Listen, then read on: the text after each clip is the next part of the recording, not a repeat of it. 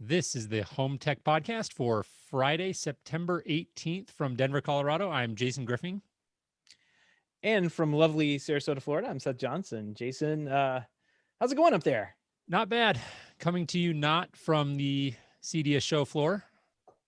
This will be an interesting week for us as Seth bites into his first hot dog. We are live with a small audience here of loyal home tech members of the home tech community for our first ever virtual CEDIA happy hour. You know, we couldn't let COVID ruin all of the fun this year. And so we wanted to do something to continue the tradition. We've had great home tech happy hours the last couple of years. And I'm glad we're at least doing something to try to keep that tradition alive. Yeah, no doubt. I'm super bummed we didn't get to, go out to see. Well, you're in Denver already. So I said super bummed we didn't get to go to Denver, but you're already there. And we didn't get a chance to meet up and see what was going on at a show, at a live show in person where you can all gather in one place and I don't know, get coughed on and look at nice technology. Get coughed on. That's all I think of now. Yeah. Yeah. So real quick, and we've got, like I said, a bunch of people with us here this evening while we record, and we appreciate you guys hanging out. We're going to bring people up to join us and share their experiences. I think before we jump into that, Seth, I'd love to hear your perspectives on CEDIA this year in terms of just it being a virtual event for the first time, and how much, if at all, have you engaged with the event, and what are sort of your, let's start out with your high level observations about this format. Well, so high level, it is rough, I guess is probably the first thing that comes to mind when I see it. What they've been able to scrounge together. I don't know. It really seems like this was a last minute effort to get things up and going, where they could have postponed, like, other, if you go back and look at like what was going on at the time, like other shows like maybe ISC West or something, they were postponing or saying they were going to do something else.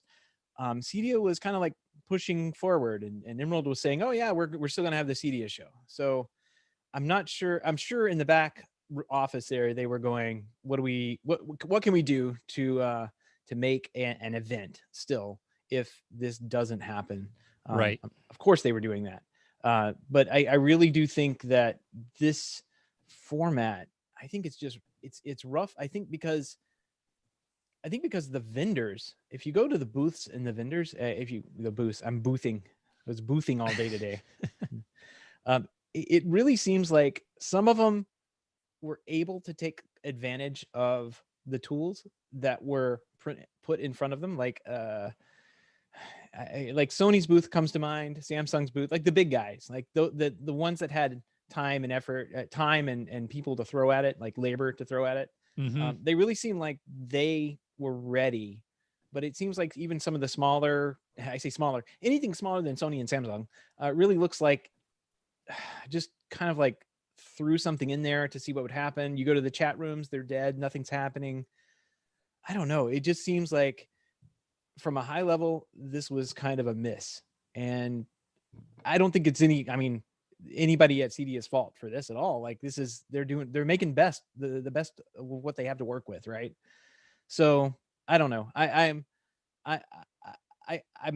not enjoying it. I'm not a fan of this particular type of, like, here's a show, a virtual show, and we're going to give you a web page to go look at for the next 3 days. And we're going to base everything around that. I think broader speaking, like, this could be done in multiple events throughout the year. It could be spread out to where it's not just like one keynote thing. And I realize that CEDIA and Emerald have to like keep everybody kind of thinking September timeframe, but I think long term, this is going to show a lot of vendors that they don't have to do this kind of thing and spend all that money moving forward. I'm already hearing, I mean, if you look at the Snap AV booth, Control 4 is virtually not there. And I'm already hearing rumors that they're going to have like a Snap AV event, like branded event later in the year, like October time. So I don't know. What about you? What do you think of this thing? Yeah, I think, generally Generally, I agree, at least insofar as it just, and we knew coming into this, and we've talked about this on the show, like where I think I'm struggling is I'm still comparing this to the in-person event, and that's almost unavoidable to do that. But I really, like, last night I sat down after the kids went to bed, and I was intent on spending a couple of hours, like, really poking around and trying to make the most of it. And I just, the whole time, I just kept like comparing it, right? And I think it was hard to get into the show floor aspect of it. I didn't, it was at night, so I wasn't engaging with chat or expecting anyone to be, air quote, manning the booth, right? Right. It was Right. after hours, but I think probably two big observations for me. Number one, we talked about this a little bit in the hub this afternoon. Greg and I don't think Greg's with us here for this one, but we were just chatting, and I think he succinctly framed it, something I was struggling a little bit to put my finger on, which is when you walk around the show floor at CEDIA or any trade show, you're constantly just scanning the environment and the things that sort of catch your eye, you go, and then you can very quickly like engage with a person and get right to what it is that you care about. Right. And this is, you just, that catch your eye factor is just not there with this. This is like a big website where you're just browsing and clicking through tiles. And so that's number one, again, the catch your eye factor. And then the other thing that I thought was kind of interesting was, in a sense, coming into this event, I actually thought that the virtual format might, in a sense, be an equalizer, meaning you don't, like with the in-person event, you've got Snap AV and Crestron and the big companies like that can buy these massive booths, and everyone else is smaller and it tiers down from there. And in the virtual event, everyone gets sort of the same real estate, so to speak. There are, of course, differences in how people get placed on pages based on sponsorship level and stuff. So that's still a factor. But what I thought was interesting, and you pointed this out, was even when you go in to one of those virtual booths, there's more of a difference than I thought there would be. Right. Right. Like you can clearly tell that some companies had more resources and people with the time to really sit down and make the most out of their virtual booth. And other companies, it felt more like it just was slapped together a little bit and underutilized. So not shocking in hindsight that that would happen. It makes sense, but it just, I thought, was interesting because, again, coming into the event, I thought, well, maybe this is going to be kind of an equalizer Yeah. for the smaller companies, but I didn't really get that impression going through several of the booths. It was kind of a different experience from vendor to vendor in terms of how much thought and effort had been put into those. You could tell. Yeah. I mean, you look at somebody like, what's the company that makes, I'm trying to remember the name of it. Olibra. They make the bond bridge that communicates with the fans and that kind of thing. Those guys, I thought they did. That was one of the first booths I went to check out, booths, and like they seemed like they did a pretty good job. And then I went over to Samsung, and they have like a Samsung house essentially set up that they have gone in and done custom recordings, highly produced recordings of somebody, going over the entire Samsung line, top to bottom. And like, okay, wow, there's what a budget can do. There's what a marketing budget Right. can do. And I don't know, both are really well done, and both are extremely helpful in understanding the product. But the I think the attempt to draw that parallel, like, or draw that, like, this is like what you were doing where you're comparing there, you're saying it's the same. Like, I think that's what's going to hold this type of show back. It needs to be its own thing. It needs to be its own type of show. It doesn't need to somehow try and represent the uh, physical analog, if you will. Mm-hmm. It needs to, this type of event, I think, can work very, very well, especially for the amount of money companies can put into it. Clearly, like Samsung, and Sony. But it doesn't. What I was hoping and I think you brought this up too. I was hoping that it would be an equalizer and I would be able to find those cool products, like I do when I'm walking the show floor. And I wasn't able to do that Hard. easily. Yeah. Yeah. Yeah.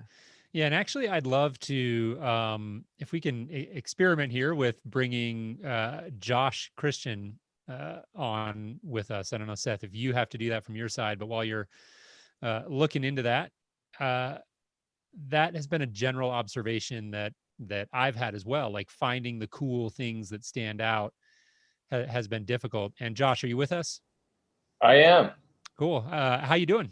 By the way, Doing well. thanks for joining us and for being here. Yeah. I wanted to have you come join us for just a second. First of all, just why don't you give a quick hello to the audience and just introduce yourself really quickly. Hey, everyone out there. I'm Josh Christian. I'm the CEO of the Home Technology Association. Awesome. Fan Go ahead. Of HomeTech.fm. Well, we do appreciate that. Yeah, you've been a long time supporter of the show, and so thank you for that. Yeah. Talk to us about your observations, because you and I were emailing about this earlier. Just kind of how you really have to be super intent on seeking things out. It feels like in this virtual medium versus maybe a more passive approach at an in-person event. Yeah, I listening to your comments, I echo a lot of what you are experiencing too. I think it's just, unfortunately, the nature of the beast, right? If I'm thinking of when I'm at a CEDIA normally, I'm focused on that. My phone's in my pocket. There's text coming in, a couple of things, but I am there to run around the show floor, meet some people. I have definite appointments set, so I could focus on those things. And like you mentioned too, you and I were emailing about this earlier. Is you'll walk by to go see somebody at a booth down an aisle, and then something catches your eye, and you either stop there and look at it, or you make a note to come back. So that's missing. So that part is a little bit of a bummer. So what I did do, though, I did poke around some of the booths and went in and out of them. And to echo what you guys saw, yeah, the experience changes. There is quite a bit of variance in there. And after a while, it's almost like eye fatigue in a sense. I don't know. I don't know. Maybe I'm just sick of looking at computers all day because of our Zoom world. But it was a little harder to focus on like what's new, what's the neat thing here. And I thought something that could have been done to really, and maybe this was there. I missed it, but I don't think I did. When I went to the homepage of the expo, I didn't see any little tab to click on that said like hot new products or, big unveiling or something like what's the new thing. And nothing really caught. I mean, I guess if I'm in my position here at the Home Technology Association, I'm not selling a product, but maybe if I was, it'd be a little different experience with me. Let's say I was selling Crestron or Savant or Lutron or one of these big brands. My rep would have probably told me some new stuff that's going to be, shown or revealed at the CEDIA Expo, and I would have gone there. But just as a casual, me in my position here, I don't have to know so much technical stuff anymore, but I definitely keep my finger on the pulse of what's going on. I didn't find an easy repository place to go to really grab that, to see like the hot new product. Right. But what I did do, I guess my way of around that is I went to some of the tech bites and listened to those things, and wanted to hear industry peers and some manufacturers and some interior designers and such were on, just to see what they were saying. But that's my experience. I wouldn't fault CEDIA too bad for this. It's just the unfortunate world we're in now that we have to do it this way. And I think they really came together well to try their hardest to do it. Of course, I'm sure they're going to learn some things. Maybe they're going to listen to the show here and hear some of the things that we all say and maybe iterate and tweak a few things.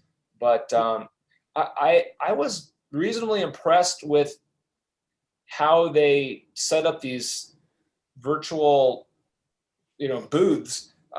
We at HTA I was fairly gung-ho to even do it ourselves. But ultimately I withheld because I didn't want to be put in the other category. There was no associations category. I thought, hey, no one's going to go to look for other, right? Yeah, I saw that. Yeah. If they put associations on there, because there were associations on there actually, right? MKBA and some others were on there.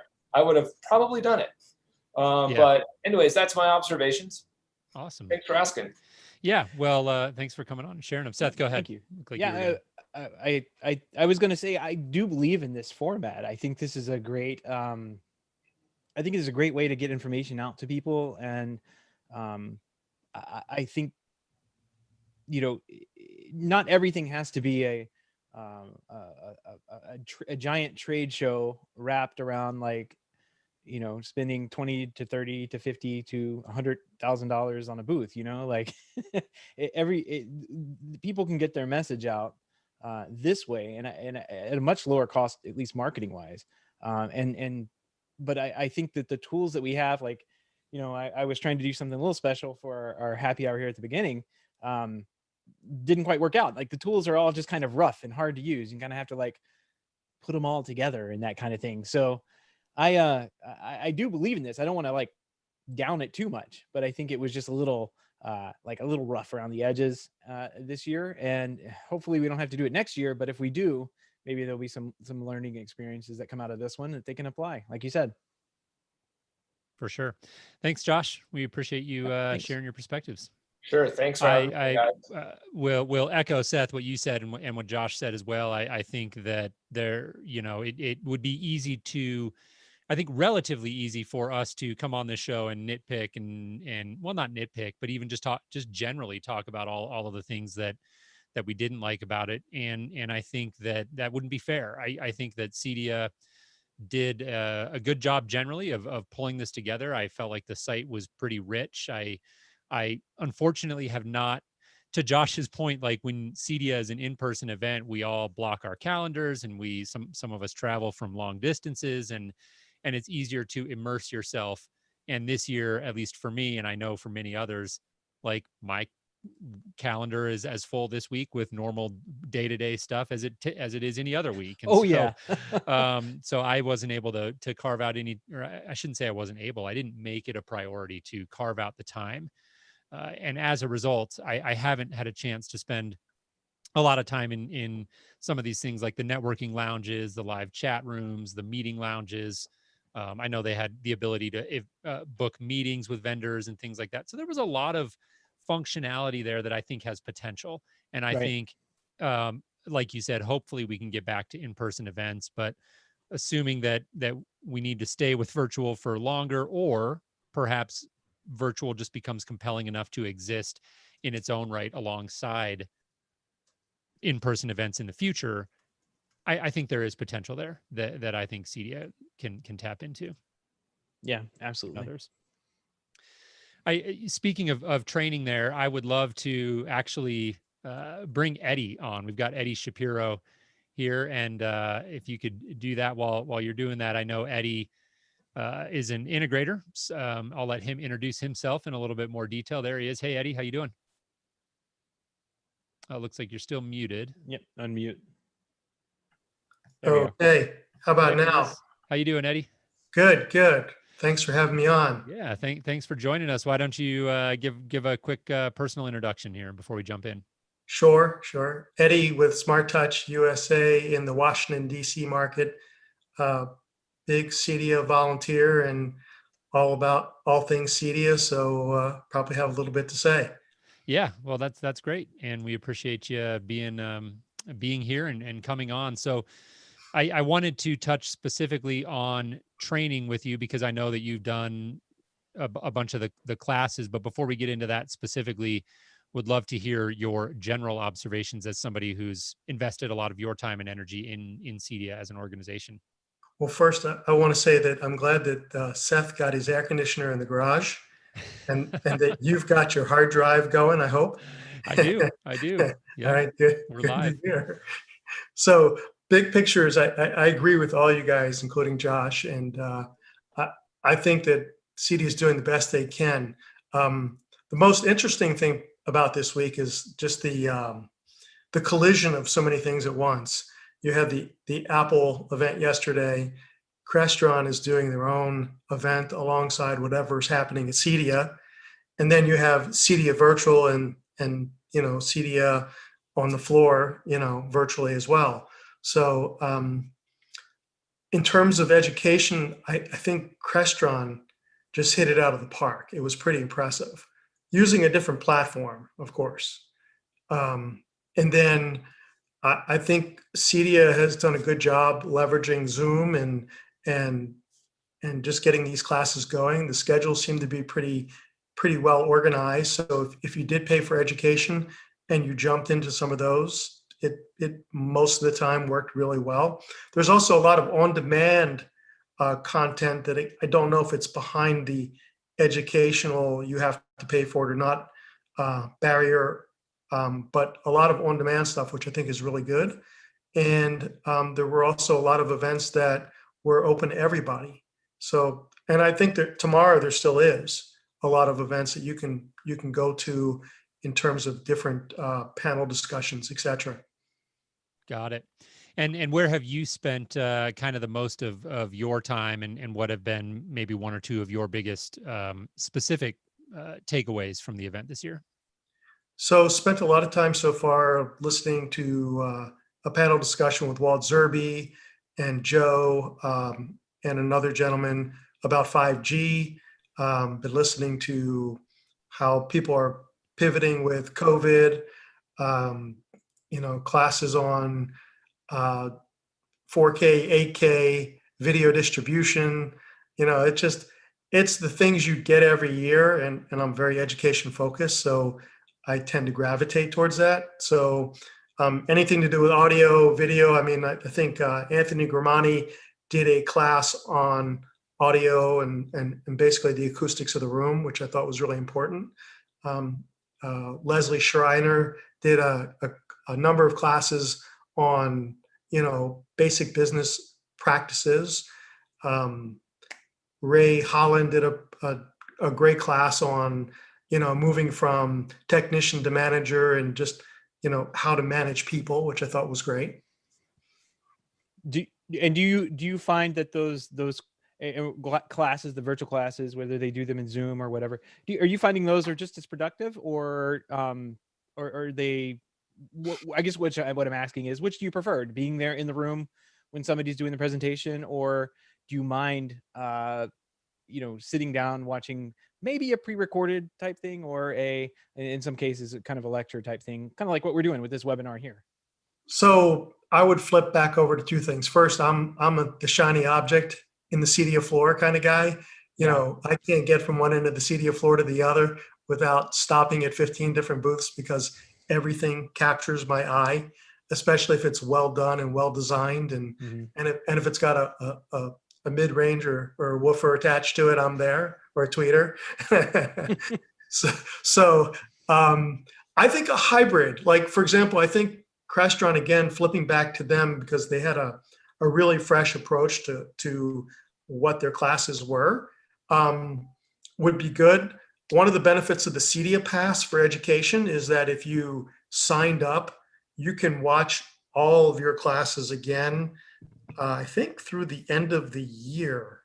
So that means that, you can watch 2 next week and watch 2 the week after, and fit that in between your CEDIA podcast on Friday and your HomeTech.fm podcast on Friday, and all the other podcasts, depending on how exciting you want to be. Grab a hot dog, grab a beer, and you're good.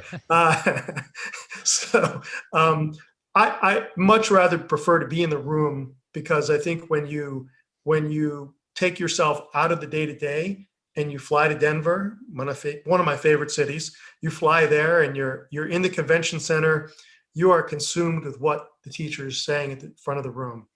And right. I think it's got a lot of value. What would be really cool is when we get that again, and I hope we do, that they would start recording them like they used to do years and years ago. And so that you could get that hybrid mix of going back, for up to 6 months and listening to your class again if you wanted, or even longer. Right. Well, Eddie, we really appreciate it. Thanks for coming on and sharing your perspectives. My pleasure. Go HomeTech.fm. Hey, thank you Thanks, for Eddie. that. We appreciate it. Yeah, I think just to come full circle and kind of close out on what Eddie was talking about, it does seem to me like the people who I've spoken with, at least, who have gotten the most value out of CEDIA this year, are those who've really focused in on the training. Yeah. And I think going back to that idea of like, how do you take virtual in its own right, in its own merits, and make something valuable out of it? I think it makes a lot of sense, putting aside the whole distractibility conversation and how do you get people to clear their calendars for something that doesn't require that travel, which is a big question. But I think the idea of aggregating a lot of really good courses and concentrating those down into a format like this is compelling, as I'm trying to think through things that again sort of stand on their own two legs in a virtual medium. But that's kind of what these tools are. I would say primarily the tools that we have are made for meetings, right? Like Zoom is made for a stand-up meeting every Monday morning or something like that. You can the secondary option is to use it like this for like a webinar or a lecture or something like that. There's plenty of webinars that have been out there. So those tools have existed for the past, I don't know, 20 years. This is kind of a new setup to do kind of like a conference slash conference slash education thing. And so of course the things that the tools are designed around are probably going to be a little bit better. I do kind of want to take a step back too, Jason, and talk about, I guess Richard had a good question about like, well, what is it? Like, what is CEDIA this year?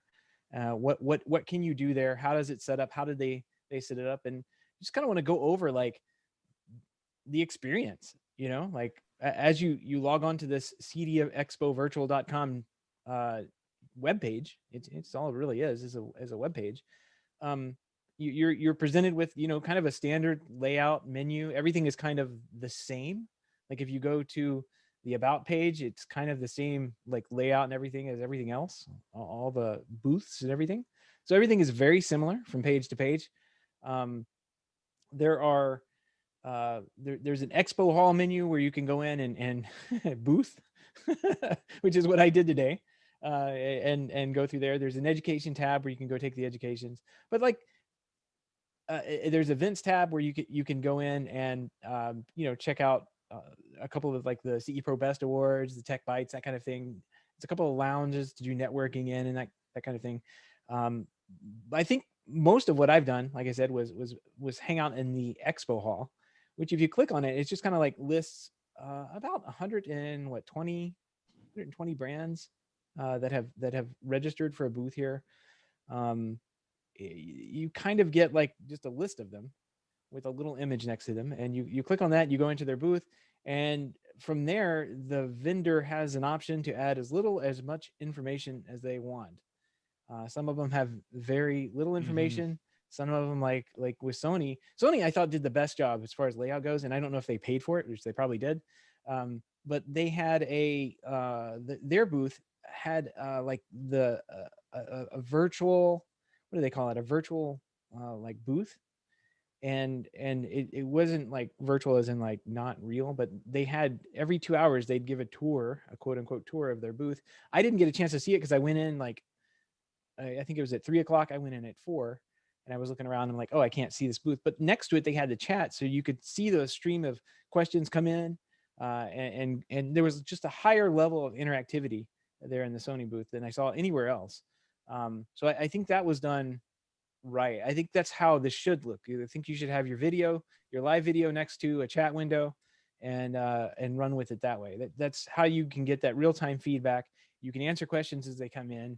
You can, it's not just like a video that you go and hit play on and what you produced, you know, in a nice location months ago, you know, is what just plays back and people are asking questions and you type back on it. But like, I think just having the person there in real time, being able to answer the questions, kind of like what we're doing tonight, like we're bringing people in, taking people out. I think that is really what would be powerful for a lot of people, including the education stuff. Like imagine if we had Eddie on and we were given a networking class here, and we were talking about IP networking, and we brought Eddie in and he asked his question and we brought him back out and you and I sat here and answered the question. That would be great. So I really think that these tools, as they get figured out, people will see what works best and what doesn't work doesn't work so well, and they're going to gravitate to what does work best. Right. Yeah, I think that video is a key component that I felt like would have made the experience, the booth experience, a lot better at a bunch of them, because like Josh alluded to it, you just get I felt like I was getting a little bit fatigued. Yeah. Of just poking through and trying to read and figure out what's new. And I just, video is so much more engaging that, like, I think if I'm a vendor and I'm thinking about virtual events as a whole, definitely my observation is video is key. Yeah. Eddie just in the chat said AR like experience. That's interesting. I think even like VR, where's the tie-in between VR and putting on an Oculus Rift and going to a virtual event versus what we have today? Zooming out into the future, as that technology becomes more and more ubiquitous, how does that play into this? That's also interesting to think about. Right. And you've brought this up a number of times, and I was guilty of it as well, like carving out that time to visit the show floor. like it was said before, if you're in Denver and you have all the appointments set up, you're going to go to the show floor, and you're going to put you're getting on a plane shoes. and it forces the issue.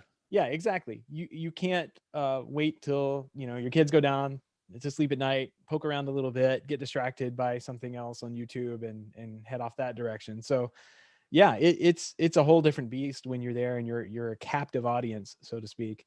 Yeah. But I think we can get there. I do think we can get there. If the content is, I guess it tells you something about the content, right? If the content is interesting enough, people will hang around for it. And that doesn't mean I think that setting it up as a 3-day event type thing is probably not the best, but if the content is there, people will come. People will definitely come for that. Well, speaking of kind of the overall experience, I'd love to bring Justin on. I had the opportunity to just send a couple of emails back and forth with Justin, and it sounded like he had dug in quite a bit to the event this year. And so we'll get his experiences here as he comes on. Justin, you with us? Looks like you're still muted. Yep. There you are. Clearing the mute. Hey guys. All right, there you are. How you doing, Justin? Good to see you. Thank you very much. Yeah, it's great to see you too. Yeah, thanks for joining us and for coming on here to share your perspective. So before we get into anything too particular, talk about sort of your overall experience of CEDIA as a virtual event. Wow, I think this is my 20th CEDIA and the other 19 in person, and this being the flip is a big change. A lot's the same. I'm exhausted. And when I've been before, I'm kind of hung over. My feet and my back are tired, and I'm jet lagged. And this time it's mental. I've been on Zoom and working in a virtual office for 6 months, and now I'm just concentrated into 9 hours a day of Zoom, website. Yeah, definitely. And by the way, I apologize. Let me back up a quick step and give a quick introduction. Tell the audience who you are real quick. Sure, thanks. My name's Justin Rounsfell. I'm a co-founder and principal of Stratus Group, and we're a design firm. I've been in the integration industry for 20 years. And for the last 5, we've had a design company with my business partner, Travis Beery, focusing just on working with architects, and we design the projects and then transition them over to an integrator to do the work. Got it. And I think if memory serves, you guys are here in Colorado. Is that correct? Yeah, that's right. We work all over the world, but Colorado's our headquarters. Based here in Colorado. Yeah. Cool. Talk about some of your specific experiences. I know when you and I were discussing before this, you mentioned specifically the Crestron offsite virtual event. Talk to us a little bit about your experience there. Right. Well, I would definitely agree with what Eddie had said. They did a really good job putting together a polished, mostly pre-recorded event where they play a little 30-minute segment and then have live Q&A interaction with an audience. And I did one about a week ago with Planar that was pretty similar. It was really well presented and polished. It was designed to be a time-boxed 2-day event that you could interact with them and get some great content. And where you guys said maybe the CEDIA format's a future, I think that's a potential future as well. Seth mentioned Control4's heading that way. And when I was exploring the show floor, I noticed that Lutron's looking at the same thing coming up in a couple weeks. Yeah. Yeah. I think I didn't have the opportunity to see it in person, but from what I've heard, it sounds like it was a great event. And I think the polish is a word that I really keyed in on there. And the idea of companies having to really embrace this virtual format. And again, going back to that theme it obviously doesn't. We've been talking a lot about CEDIA and what the trade body needs to do and Emerald needs to do to make this a great event, but it's the manufacturers, of course. Everyone presenting needs to really embrace virtual and try to do things that take advantage of the medium instead of just saying, hey, we're going to basically take what we did in person and sort of port it over to virtual, right? I will also defend smaller manufacturers who may not have marketing budgets as Crestron, Lutron, Sony, Totally. Control 4, that kind of thing. Like it's really hard to do right now. Like I was saying at the beginning, the tools just aren't there. The things that it takes to the knowledge that it takes to edit videos, set up lighting correctly, rig lighting, put up a professional video camera in front of somebody and hit record. That doesn't exist in your average manufacturing location. Sure. And much less their marketing department. So that still has a long way to go. And that's what I'm qualifying under tools as well. So I really am bummed out. I've heard, I think Greg was in our Home Tech Hub chat, was the first one talking about the Crestron thing. Now I'm really bummed that I missed out on that, because I was hearing all about it before while it was going on, but I again distracted. I didn't set aside time to go do anything. So That's right. Justin, before we let you go, I did want to ask I got the impression from our exchanges that you did spend some time doing the virtual show floor boothing, as Seth and I have been calling it. Talk to us about your general experiences there. Yeah, I did quite a bit of show flooring, and I did a pretty intensive, I try to get my value out of a training pass in the training side as well. And on the show floor, I agree with everything that Josh and you guys and Eddie have said. It's a different experience. The premier people that are on the sponsor list certainly get a highlight. And if you go to, I think there's a button to show all vendors, and you dig through there, you can find some of those hidden gems, Innovation Alley kind of companies. Like I found one called Datum, that's a design company. It's actually a gentleman I'm familiar with, and it was exciting to see him listed in the CEDIA show floor, and a company called Design Flow. So they're little companies you would never have thought of next to Samsung, but they've made their way in there. And if you do a little work, you can find those gems. Yeah, that was actually an observation I made, was that Seth, you and I have always loved going to Innovation Alley. That's such a fun part of the floor to go just see what's there and talk to some of those early stage companies. But unless I missed it, this CEDIA virtual event didn't have anything like that, where those companies were sort of cordoned off, other than you just had to scroll to the very bottom because like they were the lowest, often the lowest sponsor levels, right? So it was very sponsor driven, which of course is, similar to the in-person, where the big companies always have the best booth locations. But I did miss that. I kind of missed having those sorts of innovative companies grouped together in a place that you could go look at. So maybe there's room more for CEDIA and other virtual event companies to almost editorialize a little bit, like do curated collections is what I mean.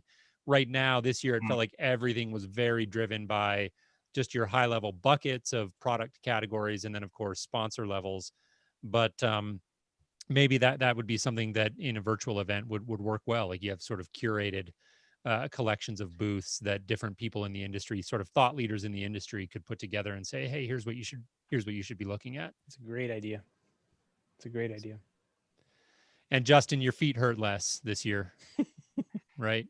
Definitely my feet hurt less. Just So that's exhausted. The Sony hours, because it's an international event, you could take classes at 5 a.m. till 10 p.m. So that's right. Awesome. Actually, one more question before we let you go. You mentioned the value of the training pass. Give us your perceptions on that. wow, I think it was kind of a spectacular deal this year. And when it's a live event, I don't remember. I feel like the early registration's like 300 roughly for a training pass. And this year, the early price was 150. So you get all the classes that you can get in person, which are that's the best case because you get live interaction. You can ask questions and get live answers. But it lasts until December 31st. You can go back and watch any of the recorded live courses. You can watch all of their on-demand courses with the training pass, which I actually confirmed in a chat with the operations people. So to have access to all of that's amazing. And if you need CEUs to keep a certification, you can get all the hours you want between now and the end of the year. It's a huge deal and good content. Right. All right. Well, Justin, we appreciate it. Thanks for joining us. Absolutely. Thanks for having me. Yeah, you got it. Take care. Thanks, Justin. So Well, yeah, Jason, I think, go ahead, Seth. Oh, well, go ahead. No, I was just going to say, I think it's good to hear perspectives again. It's as I was reaching out to various people to see if they wanted to come on and join us. Justin definitely struck me as somebody who had done a little bit of everything, right? I talked to some people who had just done training, others who had a little bit of boothing that they had done and whatnot. And I felt like Justin had it's kind of a rounded perspective of the event this year. Yeah. Yep. Well, I was going to ask, in your boothing, did you happen to come across anything like, I just went to the design flow. I passed over design flow and Datum just because I kind of recognized what they were.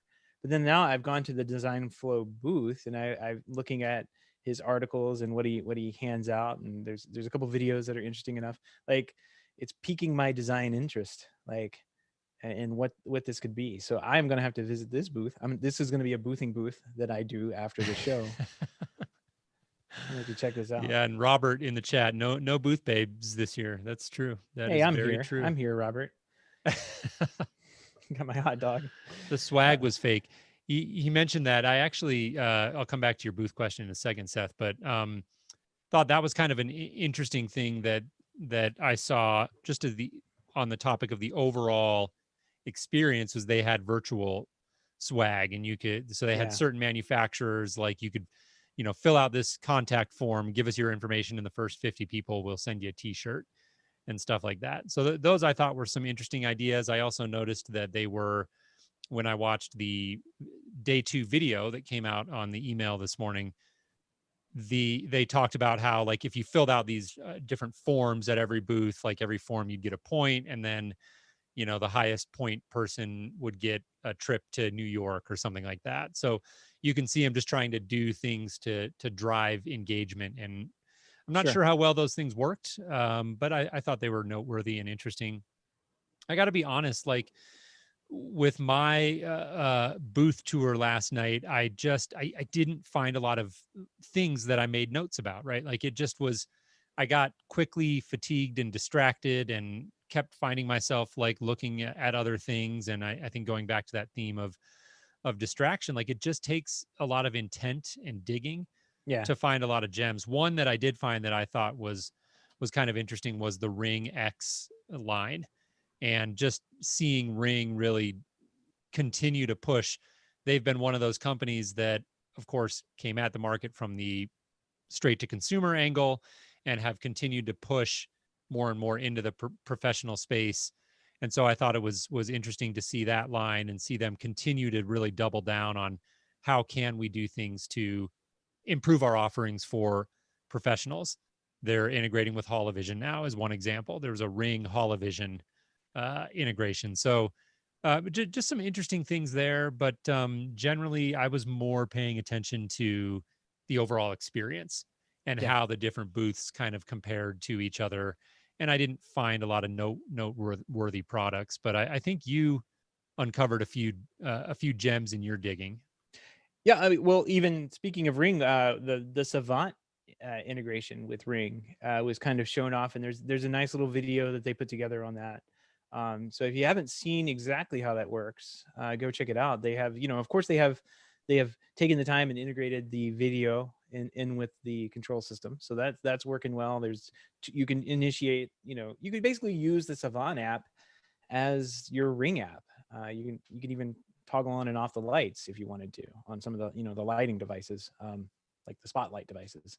So not a bad integration. It's one of the better ones. I say that knowing that for the past 4 years, I've had essentially the same, essentially the same integration. I've just been unable to put video into anything because, nothing. I don't write the home automation software. I write the driver, and the driver, it can do, what the home automation systems can do. So as soon as we have the ability to put video into something like Control 4, we will. But right now we're waiting on Control 4 to update a few things. So I'm glad to see. What I'm glad to see about that is that it proves the point that we've been arguing with Ring for 4 years. Like, if you build integration, they will come, right? And that's definitely something that people are talking about. If you go to their booth, they're asking, when are you going to have integration with this, with other systems? It's like, yeah, that's what people want. They want integration. So get it in there. They're gonna, that's everything for an integrator. It's literally in the job title. So if it doesn't integrate, we don't want it. And right. Speaking of non-integration, so this is my call to action. Tomorrow morning, when you all wake up, and you go to the CEDIA Virtual Expo, the LiftMaster booth. Go to the LiftMaster booth. Crawl into that. Don't tell them I sent you, but crawl into their chat and ask them, when are they going to open up for integration for MyQ systems? Because they keep shutting everybody down that tries to hack their system. And there's no integration. Like the LiftMaster, the way they've done the MyQ things. You remember in the good old days where you could like do a contact closure on a garage door and it would open and shut, kind of like one. Yeah, that's what I have at my house because it's like 30 years old. But with the new ones, they've taken that away and they just power up the keypads by the garage door. And doing that, they can do all sorts of fun little things. They can put a little computer chip in there that has a temperature sensor, and they can put the temperature of the garage on the wall. Wow. But they can, what that means is that is an RF transmitter now. It's not a contact closure button, and you can't cross the wires anymore. So go to their booth and ask them where their integrations are. They've been talking about these integrations for so long. Every client out there wants integration with their garage door. Ask them about it. I can tell you that vendors, I have talked to no less than 3 vendors this year that when they went to CEDIA last year, they walked in the door without a Control 4 driver or any integrations with anybody. And they have all 3 of them have come back to us and said, yeah, we need those drivers. We need them now because, and that was like, on the show floor, they were coming and finding us and saying, yeah, we need to get set up. So there's a huge, like, if you're missing integration, and this is the way to talk to them and demand that integration, go to the booth. That's my sick the HomeTech community on them. There you go. HomeTech Nation, go in there and do this tomorrow. That's right. Well, this is just too good of a segue. So there's a few more things that you found, Seth, that I want to cover before we wrap up, but Robert just chimed in, and I wanted to bring Robert on and get some of his perspectives on the show. So let's pull Robert on. He's saying he's got a solution here for your garage dilemma, which we can touch on first. Then you're muted there, Seth. I think I didn't get that. Seth, whatever you just said, you were muted. Hi, can you hear me? Hey, Robert. Hey, Robert, how's it going? Thank you. I was saying I know the solutions around, soldering wires onto a keypad and that kind of thing. And that's generally what you're told to do. But MyQ is sitting there with the ability to integrate with them over IP, just like everything else in the world. And they are flat out refusing to do it. They have sent cease and desist letters to people who have hacked their system and trying to sell drivers on top of it. They're shutting down integrations left and right. They don't want to be integrated with. They want to have their own little kingdom. Go tell them that's wrong. Go do that. But the garage is just so lucrative. Yeah, that's what they're trying to do. And if you look at like the brands they are, that's literally every garage door opener sold in America. There's only a couple that aren't a LiftMaster type garage door opener. So yeah, go yell at them. That's the goal. Well, Robert, welcome. Why don't you give a quick introduction? I'm Robert Spivak with Do It For Me Solutions. We're a systems integrator in the San Francisco Bay Area, focused on the South Bay, Monterey, Carmel, Gilroy area geographically. Awesome. Well, thanks for being here. And let's start where we've started with pretty much everyone else. Give me the 30,000 foot view. What's your perspective on the virtual format this year? Absolutely. My expectations were 100% met. That's because I had very low expectations. I think there's a Ouch. couple things here. I can't comment on education. I didn't do any of that this year.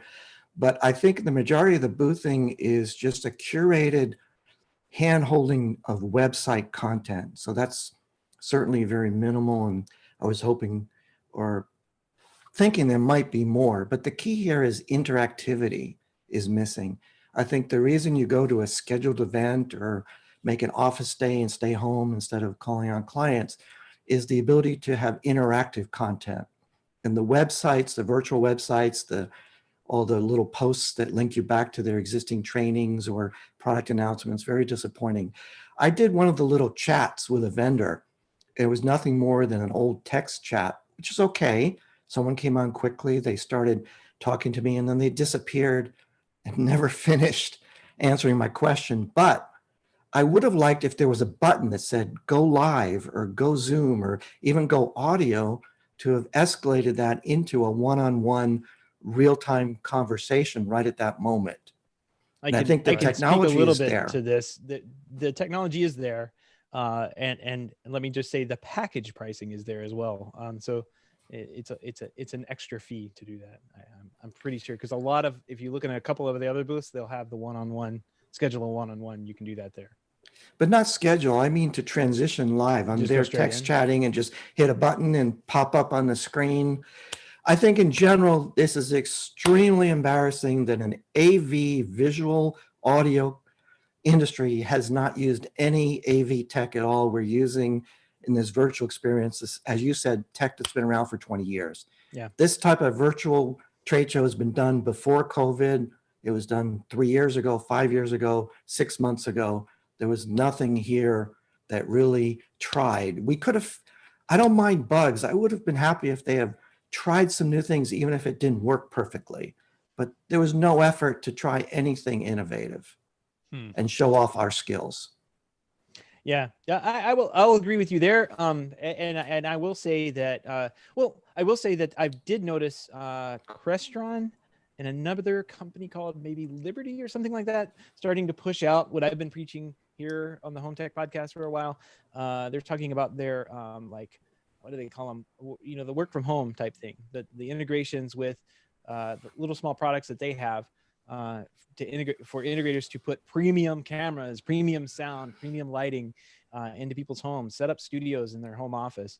I think that is something that is a huge opportunity moving forward for integrators, and we should be talking about that a lot more. Yeah. Definitely. I think Robert, you're 100% right, and Justin in the chat room chimed in as well. That interactivity, I think, is so key. We talked about video a few minutes ago as a specific thing that I think folks should be thinking about, but just interactivity in general, from the more platform perspective or the event planning perspective. Eddie makes a good point in the chat room that I do think is worth pointing out. You know, it's Emerald owns the event, and so as far as the infrastructure of the event and some of those main decisions about how to design the event, what technology to use, easy to sort of conflate those two. But this was driven by Emerald, I would assume, primarily. So the connection between this being a an AV industry, while 100% true, I think a lot of these decisions are probably getting made irrespective of that context, if that makes sense. Well, I think what we saw and what we're experiencing could have been done by Dunder Mifflin Paper Company. There was no tech here. I mean, there is a group that has figured out tech, and they don't need fancy cameras. They don't need $1,000 lights. They're called teenagers, and they go on Twitch, and they go on live on Facebook. They go live on YouTube. They just take their cell phone, click, and they're live. They're interactive. There's these little videos called TikToks that are like millions and millions of people are using them to communicate. And that's not high production value, but we could be starting there and then bring in the professionals to increase the quality, increase the bandwidth. But we seem to be at zero right now. Right. It's But also nowhere to interesting go to but think up, about. I guess. Go ahead, Seth. Nowhere to go but up. That's all I was saying. Like it can only get better from here. But I think as an industry, we also need to, you know, if we're expecting the quality of our trade shows to be just as good as like a Zoom call, I think we're missing out a little bit there. Like we as an industry need to learn the tools and the technology behind it, and we're still struggling to get structured wiring put into homes. Well, I do want to give a shout out to Bond, the Libre, I think is the company that you mentioned Libre, earlier. yep. They came from really a gadget, Amazon, GAFA style approach. They came to the show a year ago. They talked to integrators, and now less than a year later, they've added PoE, hardwired Ethernet, and a dealer program, and open public API. They integrate with Somfy and Savant. I think they have an official driver with Savant. They've really embraced taking this newer technology that's affordable and packaged while bringing it into everything from consumer to high-end control systems. Yep. It's cool. Right. It's a cool company. We met them at our happy hour last year. They came by and chatted us. The guys there came by and chatted with us a little bit. Yeah, the Bond Pro Bridge was on one of my picks that I ran through while I was boothing, and PoE Plus 5-year warranty, 3,500 square foot range, up to 50 devices. So yeah, they it sounds like you said, like they came in, they listened, they made something new. That's really cool. Yeah. Well, absolutely. Robert, thanks for coming on. We appreciate it. Thank you. I think to respond to one thing that Robert said that I thought was interesting or that the conversation highlighted, I should say, is that Seth, you were saying the technology to sort of escalate up into a more interactive model was tied to package pricing. And I don't know the details of any of that. And clearly I understand why they would structure it that way, but I'm wondering if that's something that also like Emerald and CEDIA could go back and relook at, because ultimately think about, and I say this at risk of comparing the two, right? I've been talking a lot about don't compare the in-person to the virtual, look at virtual on its own merits, but I think it's appropriate in this case. It's not as if when you go to an in-person event, you can only speak to a human being at a booth that paid X amount of dollars. Right. Like that interactive element is assumed. It's table stakes. It's part of the deal. And so I think at a virtual event, if you're trying to drive engagement, then I think removing, being thoughtful about how much of that you want to tie to your pricing structure would be important. Because if you're saying that, hey, we're going to give more interactive tools to people who pay more, then what you might be doing is actually shooting yourself in the foot, so to speak. Yeah. Because if you're driving the engagement of the event as a whole down below a certain threshold, people aren't going to be compelled, and it's going to be a smaller pie, right? So a smaller piece of a bigger pie versus versus the opposite, I think is worth thinking about. Yep. I agree. I think all the tools should be available for everyone. Go ahead and do the promotion aspect of it. Like if you walk into a regular trade show, right? The banners are up on the top that say Snap AV every time you go in. But go ahead and keep the tools the same, so that it's a level playing field if somebody does click and walk into a booth. There's nothing that says a 10 by 10 booth can't be just as extravagant as a 100 by 100 booth. But online there seems to be that segregation between people who may have paid more to get more features plugged in, like that Sony one I was talking about. I don't really know, but like I didn't see very many other booths have a live video stream right next to a chat window. Like the chat was always somewhere else. But if I go into someone else's chat, there were maybe 2 people in there. If I went to Sony's, there were 50. So it goes to show you, you can see what works. You can see what people want to do. I think everybody should be able to do that if they wanted to. Right.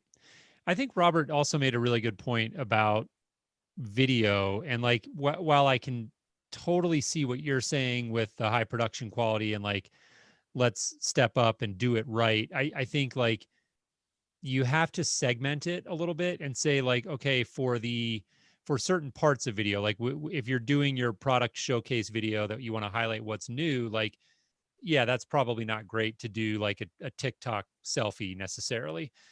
but like, can you imagine the Sony booth, the guys walking around with the selfie stick going, and this is our new. Right. but I think that the guy with the selfie stick walking around the booth is better than nothing. Right. It's better than just text on a page. So I think don't let perfect be the enemy of good. And like, is there opportunities in these virtual events to tap into more of that low production quality? Yes, but still video, still High value. interactive, still not text on a page. That's an interesting thing to think about as well, I think. Yeah. Well, anything else that you well, I guess I'm doing it. You fell asleep while you're traversing the website. So I was getting distracted by Netflix. I'm not going to lie. I've got some good picks to give you. Oh man, there was a whole Apple event that we didn't even talk about that happened yesterday. Yeah, we should touch on that before we wrap up. But I'd love to know what else you saw in your booth adventures, and then let's talk about Apple for a minute before we wrap up. Let's see. I've got Yell at LiftMaster on here. I've got Control 4 was absent, but we think there's going to be a Snappy event later.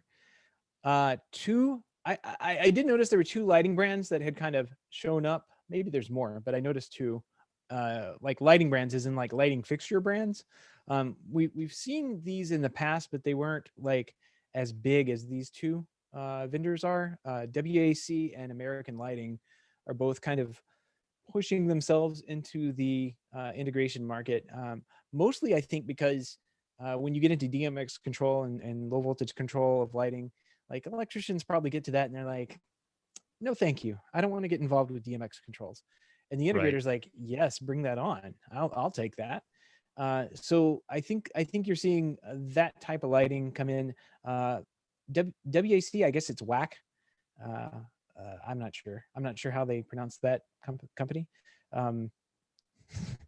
Given some pop songs, I wonder what that stands for. If it's whack, they may want to rethink that. But whoa. So American Lighting, they were at CEDIA last year. Blackwire distributed some of their products as well, some of their low voltage LED strips. Both of these brands have the standard RGBW, which is the 2 white thing.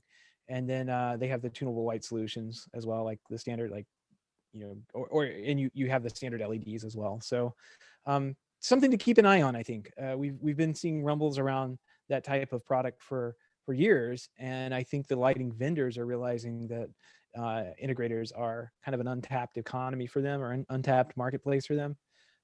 So it may be something to start reading up on, learning a little bit more about on. And of course, if you go to Blackwire, we sell them over there. We can walk you through the process. Talk to Cody. He's in the chat, right? He may have dropped out, but talk to Cody. He knows all about it. That's who I go to. Give him some work secrets to do. out. Yeah. The secret's out.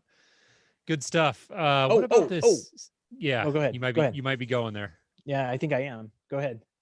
I saw you made a note about a Samsung Terrace TV. Yes, the Samsung Terrace TV, at least what they have in their marketing venues, looks hot. Like I'm like, that's just a Samsung TV hung out there. We've done all these TVs for years outside on lanais, but they've got the big nits, 2,000 nits or something like that, 2,200 nits. Got to have the nits. Yep, it's a bright TV. Can compete with the sunlight, and you see these, like if you go to McDonald's and order a hamburger or whatever, you see these on their menu screens now, and in broad daylight you can read the menu clear. Sometimes I'm driving up to McDonald's, I'm like, is this a menu or is this like a printed sheet? They look so good now, and then of course it changes, like where your order comes up, and I'm like, oh yeah, that's very nice.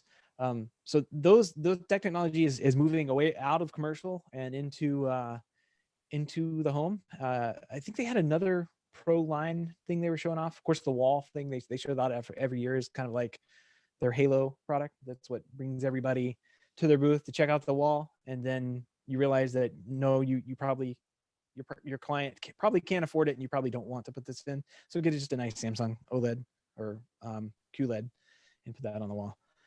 So yeah, right. The wall is huge and it costs a lot of money. Yeah, that's an understatement. Cool. Well, good stuff. I'm glad you were able to pick up my slack this year on the boothing. Yeah, Yeah. Well, I gave did it a little try. go. Yeah. There was it was I think it was harder this year because It was very hard.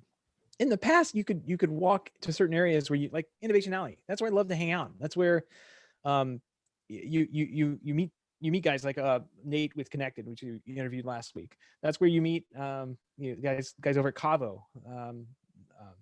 Paulus with the home assistant. Like that's where the cool stuff is, and we don't have that this year. I'm really kind of bummed out they didn't have an Innovation Alley category. They should have Right. had something like that on there. I feel like they needed to have like something across virtual booths that would be like, and maybe some of them had it and others didn't, and I just didn't get to the ones who did a good job of this. But like when you walk up to an in-person booth, it's very obvious what that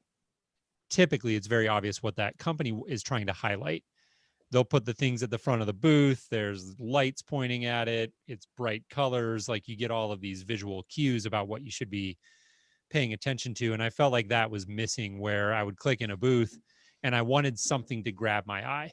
I wanted something to pop and say, here's what I should know about this company and what they're doing this year. And I felt like that was missing. And so I was like clicking through booth after booth and like just almost going through the motions versus being compelled to dig in.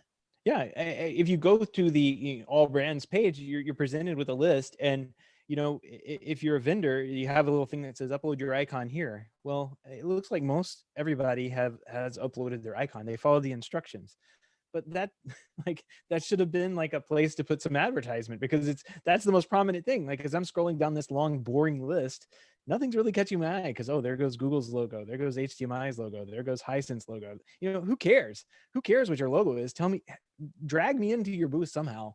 And I think it's formatting and everything, but there's definitely some hacks that could have been done here a little bit better.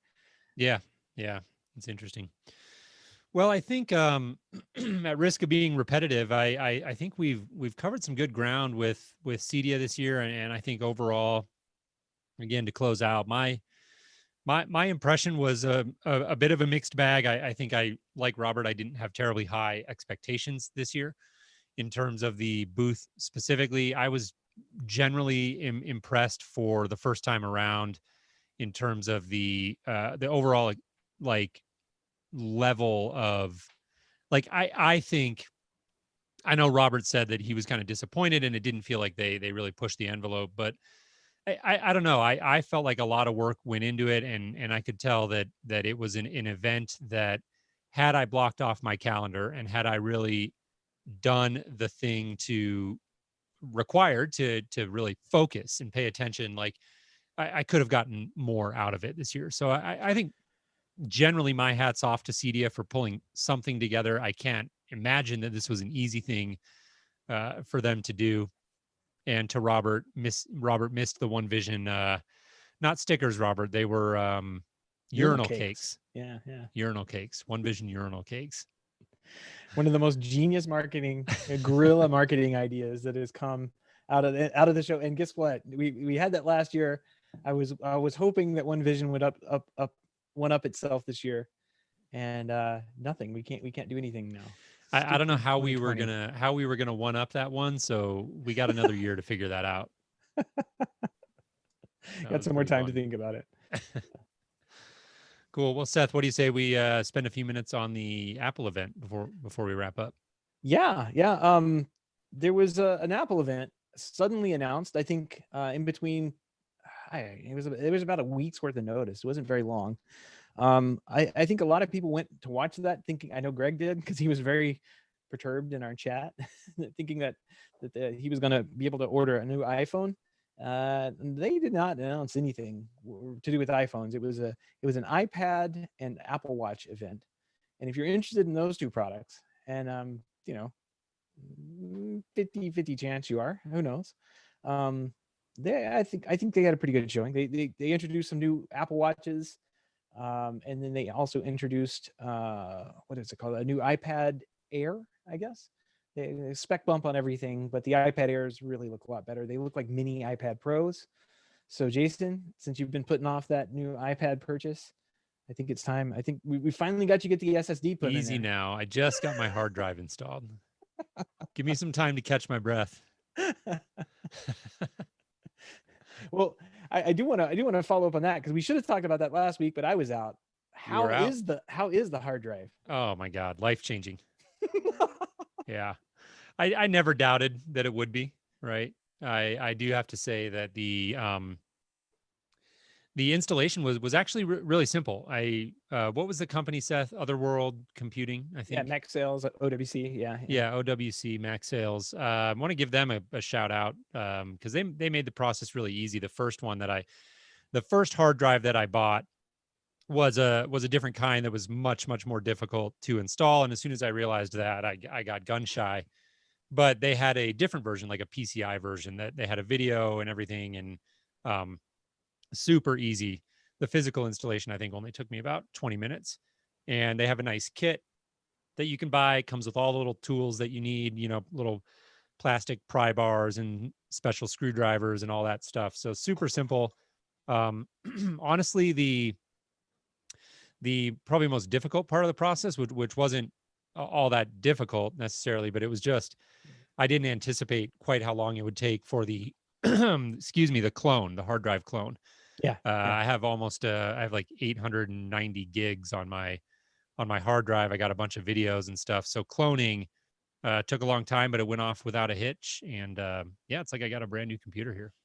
Got a brand new computer. Plus you have the old hard drive in there. If you wanted to store stuff to it, you could keep those videos on there and keep the fast SSD kind of clean and clear for whatever else you wanted to gunk up on there. That's these HomeTech That's the next recordings. thing I want to do is go in and optimize that. So give me about 6 months. I should be able to get that done. I did wanted to comment on the Apple event. I think to me the interesting things that came out of that event were actually not the hardware, just because I'm not personally an Apple Watch guy, and iPads I'm intrigued by them, but I'm not like, it's just not really a area of interest for me right now. In particular, I thought the Fitness Plus workout service thing was cool. I think specifically it's something I want to at least take a look at and get a sense for what they're going to do there, because I'm still personally not comfortable going to the gym. So I'm still doing all of my exercising and trying to stay in shape at home. And I have definitely found that my workout repertoire is getting very stale. And so like, I'm sure there's a million different places I could go to get like curated workouts and things like that. So I don't know necessarily that I'll go with Apple's offering, but I only wanted to comment that I think it's smart. So many people are working out at home, and I'm sure that I would imagine that even if Apple had this in the plans before COVID, that COVID has kind of accelerated that because of the number of people that are working out at home at this point. Yeah, I mean, those types of systems, like what is that bike? The Peloton bike? Yep. That those things are super popular right now. Like everybody's that workout from home is a very real thing. And of course, there's a million videos out there of different personal trainer type people doing saying, oh, this is so easy, and they bounce up and down for 35 minutes and like coughing up a lung by the time I get to 5 minutes. That was a genius play. I'm very curious to see how well they do it, how long they want to keep this up. I know Apple is moving into that kind of like their services company. They're saying, the hardware is kind of topping out. I think the iPhone market is kind of saturated. They're not going to get anybody buying a new Mac, anytime soon. Like they have got their customers. Their customers are all buying iPhones. So now they've got to overlay services on top of it. And they've said this. This is what their corporate filings are saying. So they're adding these types of like Apple TV. They're adding Apple News Plus, all that stuff onto their subscription models where they can make that RMR that everybody seems to want. And they did announce, I don't know if you saw this, it was kind of towards the end. They announced the Apple One Plus. The service bundles. Yeah. Yep. Yeah. That was the other one I thought was interesting. Yeah. Cause it can actually save you money. Like if I started adding up some of the things that I pay for, and like by the time I pay for everything, I could pay $10 more and get everything, and then have like the exercising app and maybe in music or something like that at the same time. So, that's they want to make a they want to make a subscription. Uh, they want to make a bundle that's appealing to everyone. And I got to say, it's not I mean, it's higher price than I want to pay, but it's not bad, right? Like it's one of those like, oh, that's not a bad price for everything that you get out of it. Right. There's a really interesting article. If you Google 4 myths of bundling, this is Coda.io. The CEO of Coda.io wrote this very extensive analysis. And I heard him interviewed on a podcast where he went into this whole idea of bundling. It was really, really interesting conversation. And I think we're going to see one of his big thesis. His big thesis is like that bundling gets a bad rap, and that we tend to think of bundles as a bad idea. The classic example being people who talk about cable and they say, well, I have to pay for this stupid bundle and all I want is these individual channels. And I won't try to sort of rehash his argument about that, but I think that what comes to mind to me for these Apple bundles is a mental model that he uses called casual fan and super fan.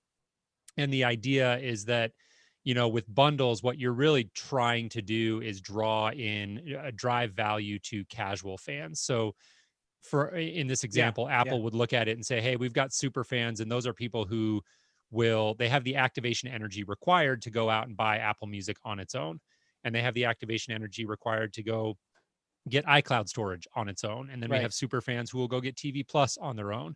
But if we bundle these all together and get the pricing right, then what we can do is dramatically grow the number of people who use all of these services, because we're attracting those more casual fans in who might only be a super fan of Apple Music. But if we offer this bundle, then they'll do TV Plus and arcade and storage and everything else. And we can drive more users overall into the system. So nothing shocking about that theory, but I think an interesting lens to look at bundling through. And I think seeing more and more of these sorts of bundles is a trend that it's subtle, but it's happening more and more. And after hearing that interview and reading his blog post, I'm paying more attention to that. And I think it's a really interesting trend to observe as companies try to figure out ways to drive services.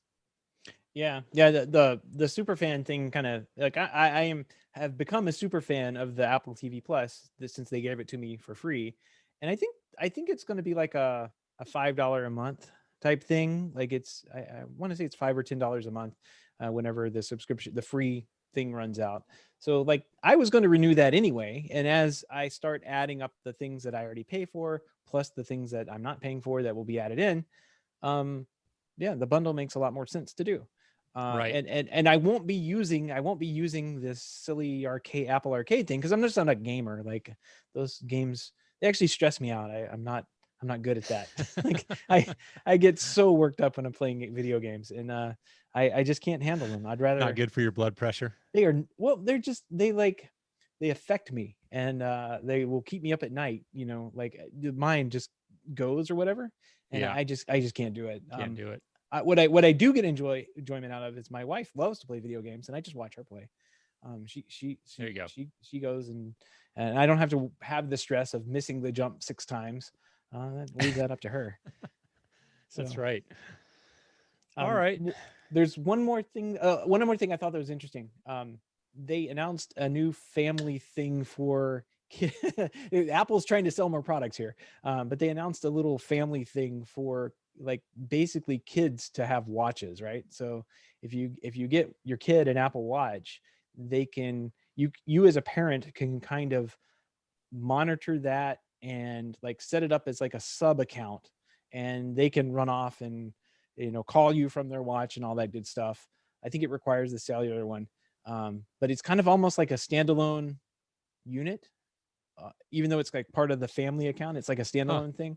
So my wife and I were talking about that, and it was like, well, maybe in a number of years, instead of getting like a burner phone or something to stick in her backpack or whatever, right? Maybe we'll just get her a watch, and that way we can call her, see where she is. Yeah, no, that makes sense. Yeah, seems smart. Cool. Well, we've covered a lot of ground here, Seth, between CEDIA and the Apple event. This was fun. Yeah.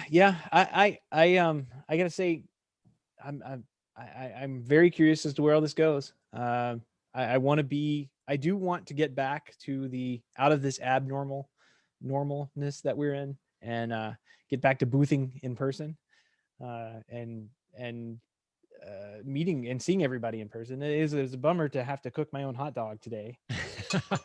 And I'm sorry, Jason, I know you didn't have time to cook your hot dog, but I made two, but I ended up eating two. So yeah, well, sorry.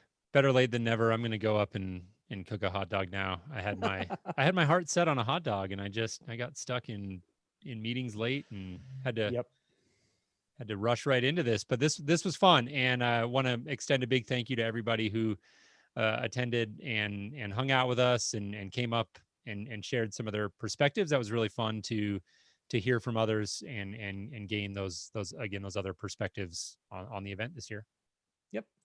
Well, Jason, that wraps up this week. What do you say we call it a week? We go back and cook hot dogs and enjoy the weekend. Let's do it. Seth, have a great weekend. Have a good weekend. Yeah, we'll talk to you next week, man. Take care. Take care.